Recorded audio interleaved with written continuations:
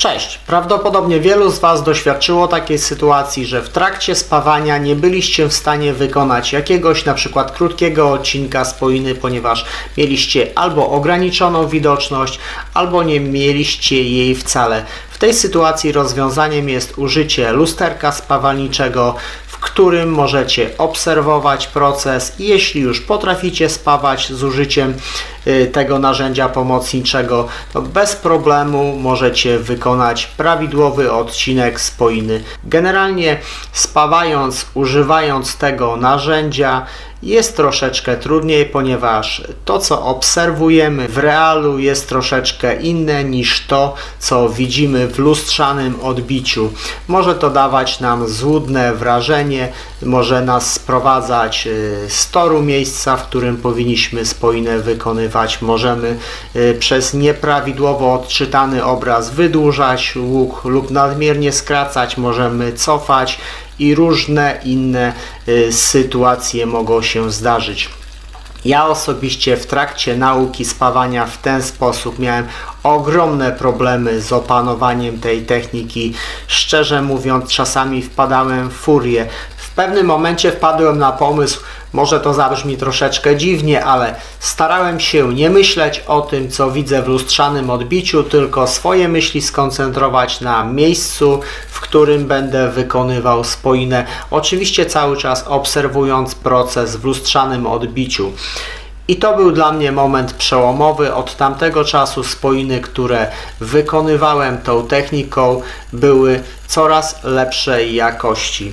Wspomagając się lusterkiem w trakcie spawania, które jest zniszczone, na przykład obsypane odpryskami, które są emitowane w trakcie spawania, sami sobie szkodzimy, ponieważ w ten sposób ograniczamy widoczność, która może mieć wpływ na jakość wykonywanych spoin. Ja osobiście zawsze staram się ustawiać lusterko w ten sposób, aby w trakcie spawania obserwować jeziorko od przodu, ponieważ dzięki temu mam lepsze pole widzenia i oczywiście to ma wpływ na jakość wykonywanych w ten sposób spoin i to bez względu na to, jaką metodą spawam. Oczywiście czasami bywa tak, że nie mam możliwości, aby ustawić to lusterko od przodu. Muszę je ustawiać w ten sposób, jak na to mi pozwala na przykład położenie konstrukcji. Jeśli spawam półautomatem, zawsze staram się opierać uchwyt o spawany materiał, ponieważ dzięki temu częściowo uniezależniam się od tego, co widzę w lustrzanym odbiciu.